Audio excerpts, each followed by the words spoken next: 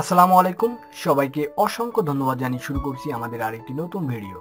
So আজকে আমরা আলোচনা করব একটি গুরুত্বপূর্ণ টপিক নিয়ে, আর সেই টপিকটির নাম হচ্ছে বাংলাদেশের কিছু মেগা প্রজেক্ট নিয়ে। আর এই মেগা প্রজেক্টগুলো থেকে প্রায়ই পরীক্ষাতে প্রশ্ন আসতে দেখা যাচ্ছে। সো এরই গুরুত্ব অনুধাবন করে আমি এই টপিকগুলো নিয়ে আপনাদের সামনে একটু বিস্তারিত আলোচনা করব। তো চলুন শুরু করা যাক। সো প্রথমে আজকে আমরা যে মেগা প্রজেক্ট নিয়ে আলোচনা করব সেটা আপনারা সবাই জানেন, সেটি হচ্ছে আমাদের স্বপ্নের পদ্মা সেতু। তো আপনারা জানেন এই পদ্মা সেতু নিয়ে অনেক কন্ট্রোভার্সিয়াল ক্রিয়েট হয়েছে। তারপরে বাংলাদেশ সরকারের নিজস্ব অর্থায়নে এই স্বপ্নের পদ্মা সেতু তৈরি হচ্ছে। তো এখন আমরা জানবো পদ্মা সেতু সম্পর্কে কিছু বেসিক বা মোস্ট ইম্পর্টেন্ট যে বিষয়গুলো সেই সম্পর্কে আমরা একটু জেনে নিই। সো এই পদ্মা সেতু এর অবস্থান মাওয়া থেকে জাজিরা পর্যন্ত, অর্থাৎ মাওয়া মুন্সিগঞ্জ থেকে জাজিরা শরীয়তপুর পর্যন্ত। এই পদ্মা সেতুর দৈর্ঘ্য 6.15 কিলোমিটার, অর্থাৎ 6.15 কিলোমিটার, আর দুই পার মিলে অর্থাৎ ভাঙার অংশ সহ মোট 9 কিলোমিটার। পদ্মা সেতুর প্রস্থ 18.10 মিটার। আর এই পদ্মা সেতুর ধরন হবে দ্বিতল বিশিষ্ট, অর্থাৎ উপরে থাকবে সড়ক, নিচে রেলপথ। ভূমিকম্পের সহনশীলতা মাত্রা রিক্টার স্কেলে 9, অর্থাৎ 9 মাত্রার ভূমিকম্প যদি হয় সেক্ষেত্রে পদ্মা সেতু সম্পূর্ণ ভেঙে যাবে। পদ্মা সেতুর মোট পিলার 42টি। যদি পিলার থাকে 42টি সেক্ষেত্রে স্প্যান থাকবে একটি কম, অর্থাৎ স্প্যান 41টি। আর এই প্রতিটি স্প্যানের দৈর্ঘ্য 150 মিটার লম্বা। পদ্মা সেতু সংযোগ করবে 21টি জেলাকে। আর এই পদ্মা সেতুর মোট আয়ুকাল 100 বছর। তো এরপর পদ্মা সেতু বিষয়ে আমরা আরো কিছু খুঁটিনাটি বিষয় জানবো, যেগুলো পরীক্ষার জন্য গুরুত্বপূর্ণ না হলেও আমাদের জানা উচিত। যেমন, আর এই পদ্মা সেতুর সাথে প্রত্যক্ষভাবে জড়িত 3টি জেলা, সেটা হচ্ছে মুন্সিগঞ্জ, শরীয়তপুর ও মাদারীপুর জেলা। পদ্মা সেতু নির্মাতা কোম্পানি অর্থাৎ পদ্মা সেতু নির্মাণ করছে China major bridge engineering company limited. Padma সেতুর ভিত্তিপ্রস্তর স্থাপন করা হয় 4 জুলাই 2001 সালে। আর পদ্মা সেতুর মূল কাজের আনুষ্ঠানিক উদ্বোধন করা হয় 12 ডিসেম্বর 2015 সালে। আর শেষের যে প্রশ্ন দুটি দেখছেন খুবই গুরুত্বপূর্ণ। দেখেন, পদ্মা সেতুর উপর প্রথম স্প্যান বসানো হয় কবে? পদ্মা সেতুর উপর প্রথম স্প্যান বসানো হয় 30 সেপ্টেম্বর 2017 সালে, এর 37 এবং 38 নম্বর পিলারে। আর যদি সবকিছু ঠিকঠাক ভাবে চলে তাহলে আমাদের এই স্বপ্নের পদ্মা সেতু পুরোদমে চালু হবে 2023 সালে। তো এই ছিল পদ্মা সেতু সম্পর্কে আমাদের বিস্তারিত আলোচনা। তো এরপর আমরা দেখব প্রস্তাবিত দ্বিতীয় পদ্মা সেতু সম্পর্কে কিছু গুরুত্বপূর্ণ বিষয়। তো প্রস্তাবিত দ্বিতীয় পদ্মা সেতু নির্মাণ করা হবে পাটুরিয়া থেকে গোয়ালন্দ ঘাট পর্যন্ত, অর্থাৎ সংযোগ ঘটাবে মানিকগঞ্জ থেকে রাজবাড়ী জেলাকে। আর এই দ্বিতীয় পদ্মা সেতুর দৈর্ঘ্য হবে 6.10 কিলোমিটার, অর্থাৎ 6.10 কিলোমিটার, আর প্রস্থ হবে 18.10 মিটার।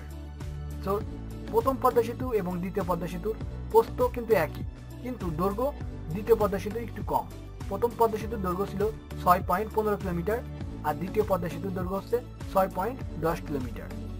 তো এরপর দেখবো আমরা আরেকটি গুরুত্বপূর্ণ মেগা প্রজেক্ট, যেটা মেট্রো রেল প্রকল্প। এই মেট্রো রেল প্রকল্পের সবচেয়ে গুরুত্বপূর্ণ বিষয়গুলো আমরা আগে জেনে নেব। যেমন, মেট্রো রেলের রুট হবে উত্তরা থেকে মতিঝিল পর্যন্ত। আর এই মেট্রো রেলের দৈর্ঘ্য হবে 20.10 কিলোমিটার। মেট্রো রেলের সর্বমোট স্টেশন থাকবে 16টি। আর মেট্রো রেল বাংলাদেশ সরকার ও জাইকার সহযোগিতায় বা অর্থায়নে তৈরি করা হচ্ছে। যদি প্রশ্ন আসে মেট্রো রেল কোন দেশের সহযোগিতায় করা হচ্ছে, সেক্ষেত্রে আনসার হবে জাপান। আর এই মেট্রো রেলের স্লোগান বাঁচবে সময়, বাঁচবে তেল, জ্যাম কমাবে মেট্রো রেল।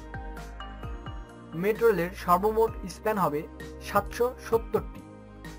আর প্রতিটি মেট্রো রেল যখন চালু হয়ে যাবে প্রতি 4 মিনিট পর পর ট্রেন স্টেশনে আসবে। সো এরপর মেট্রো রেল বিষয়ে আমরা আরো কিছু গুরুত্বপূর্ণ তথ্য জেনে নেব, যেগুলো আমাদের জানা উচিত। যেমন, এই মেট্রো রেল প্রকল্পের কাজের উদ্বোধন করা হয় 26 জুন 2016 সালে।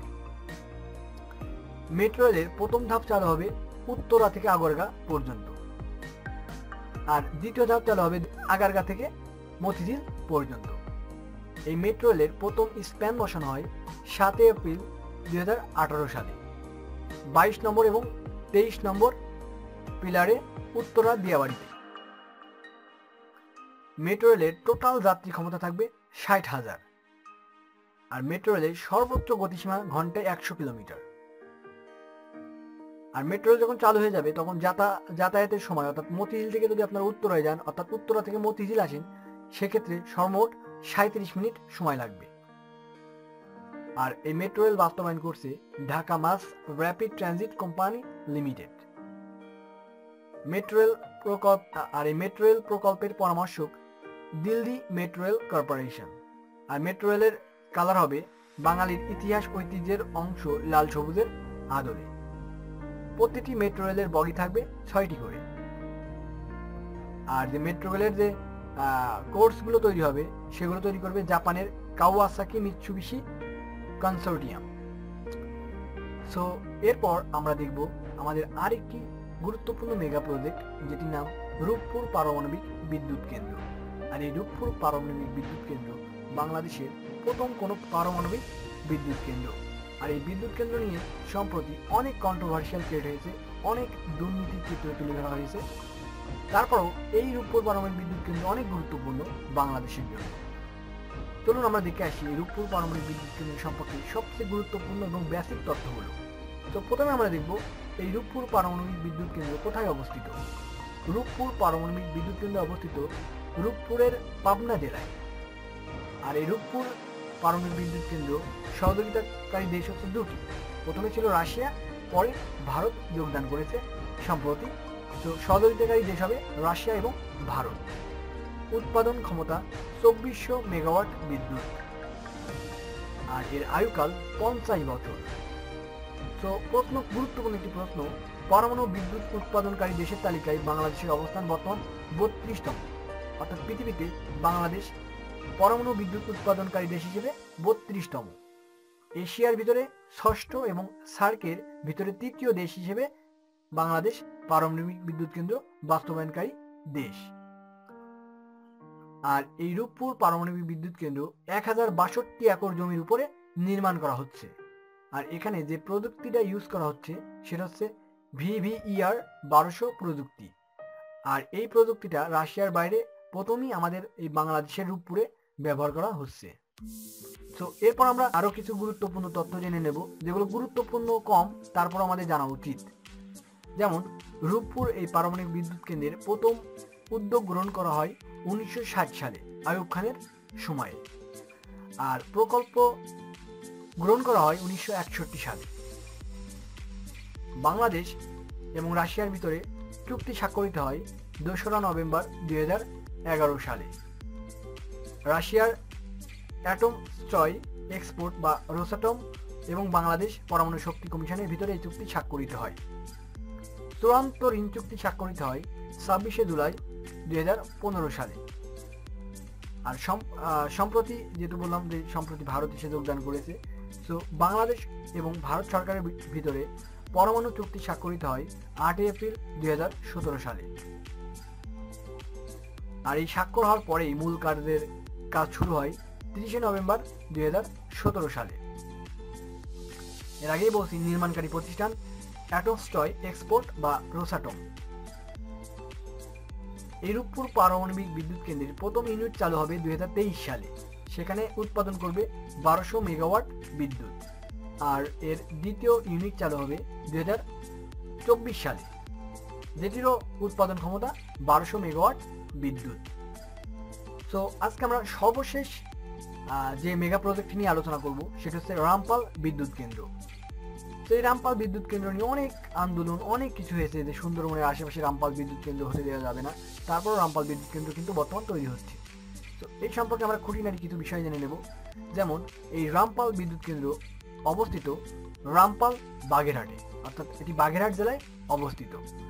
আর এই রামপাল বিদ্যুৎ কেন্দ্রের উৎপাদন ক্ষমতা 1320 মেগাওয়াট, অর্থাৎ 1320 মেগাওয়াট বিদ্যুৎ উৎপাদন করতে পারবে রামপাল বিদ্যুৎ কেন্দ্র।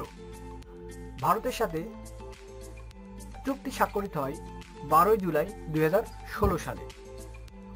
আর এই রামপাল বিদ্যুৎ কেন্দ্র পরিচালিত হবে সম্পূর্ণ কয়লা দ্বারা, অর্থাৎ ইন্ডিয়া থেকে কয়লা আমদানি করার মাধ্যমে এই রামপাল বিদ্যুৎ কেন্দ্র পরিচালিত হবে। আর এর নির্মাণকারী প্রতিষ্ঠান national thermal power corporation Bharat. যদি সবকিছু ঠিক থাকে তাহলে 2023 সালে সেপ্টেম্বর মাসে এই রামপাল বিদ্যুৎ কেন্দ্র চালু হবে। আর এই রামপাল বিদ্যুৎ কেন্দ্র সুন্দরবন থেকে 14 কিলোমিটার দূরে অবস্থিত। এই ছিল আমাদের কিছু গুরুত্বপূর্ণ মেগা প্রজেক্ট নিয়ে আজকের এই ভিডিও। সো আশা করি আপনারা যদি এই ভিডিওটি খুব ভালোভাবে দেখেন তাহলে এখান থেকে যে কোনো কম্পিটিটিভ এক্সামে যে একটি প্রশ্ন অবশ্যই পাবেন আপনারা। সো আশা করি আমাদের এই ভিডিওটি আপনাদের অনেক ভালো লেগেছে। যদি ভালো লেগে থাকে তাহলে অবশ্যই আমাদের চ্যানেলটি সাবস্ক্রাইব করবেন আর আপনাদের গুরুত্বপূর্ণ মতামত অবশ্যই আমাদের কমেন্ট সেকশনে জানিয়ে দেবেন। সো আজকে এই পর্যন্ত, সবাই ভালো থাকবেন, ধন্যবাদ।